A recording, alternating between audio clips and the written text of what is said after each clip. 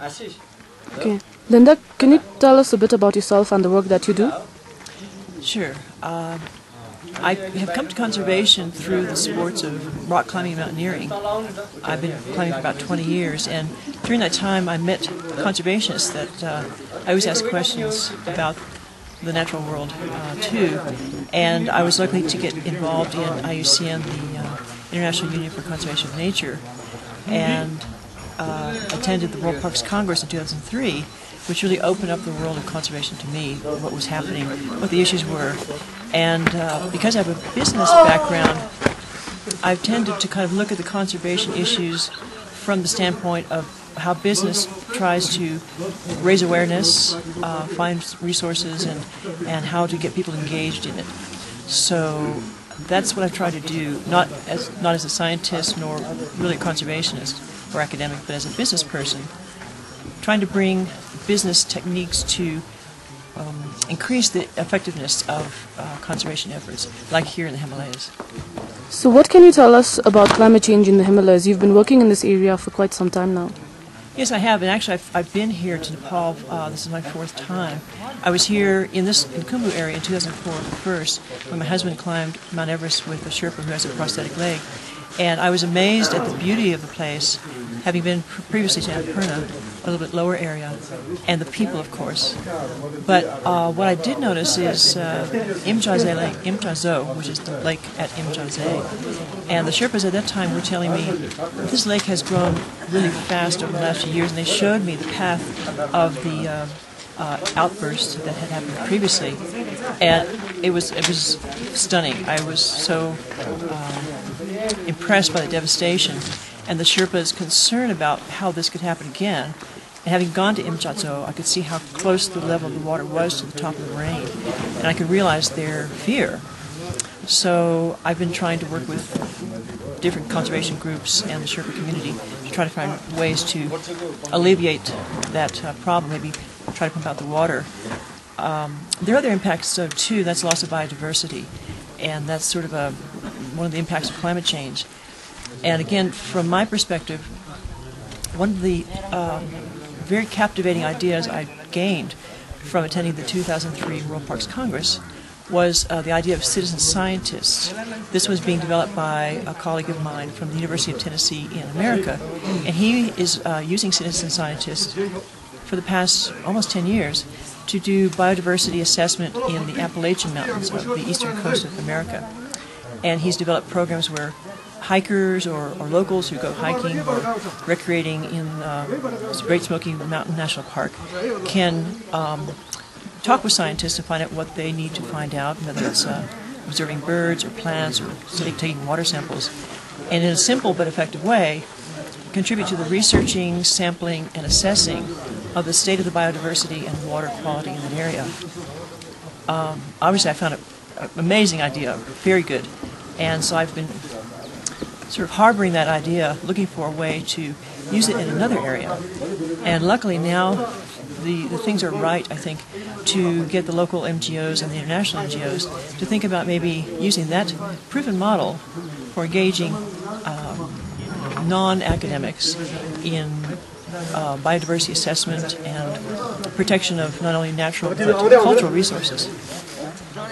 And I think that this is catching on, and that's part of what I am here today and this week for, is to really promote that idea. And I think Dawa Stephen sees that's a valuable thing too. So I think his idea of launching a Khumbu Center for citizen scientists here through his Sherry Yondan Shokpa group is a wonderful one, because it's locally put together.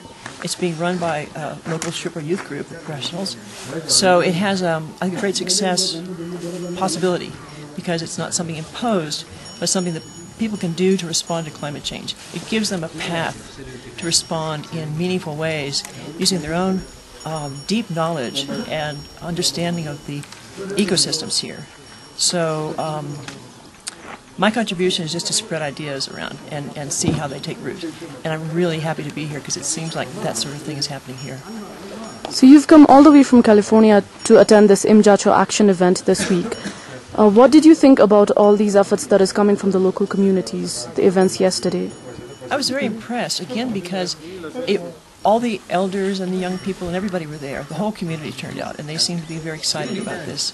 I was impressed again that the Sherry Yondan Chokpap young professionals were leading it. It wasn't just Dawa Steve and it wasn't other older group of people, but it was the young people really stepping forward in a very effective way to organize the event, to run it, to really bring people together in a fun, lively atmosphere. And I think, again, from business, when people are engaged in something, they're having fun, they're very receptive to the message. And I was very amused to see that Pani Prashant appeared too, and to see when the water drop character arrived at the festival, Dawa Stephen said, "Take a picture of him now, because as soon as the kids see him, you'll have him mobbed. You won't be able to get a picture at all." So I ran over there and did get a picture, and within 20 seconds, he was mobbed. He was right. That's really encouraging because, again, not everybody's going to be reading books about conservation and has time to do that. So all of these ways to have a fun event organized by people from your area that weaves in these different conservation messages in a very understandable and appropriate way that makes it sort of stick in people's minds. They all see it, they all talk about it later on, they start creating their own ideas and sharing their ideas. So again, that's a way of sort of planting ideas in the consciousness of people and then helping it sort of take root in a very organic, indigenous sort of way. So I thought the event was a great success. Obviously, there is a need for a lot of scientific research in this area, and as you heard yesterday and the day before, the people are demanding that these NGOs and NGOs not just work towards raising awareness, but do some action on the ground. You mentioned your citizen scientist idea. What else do you think we can do, looking at our lack of resources in Nepal, to combat this issue?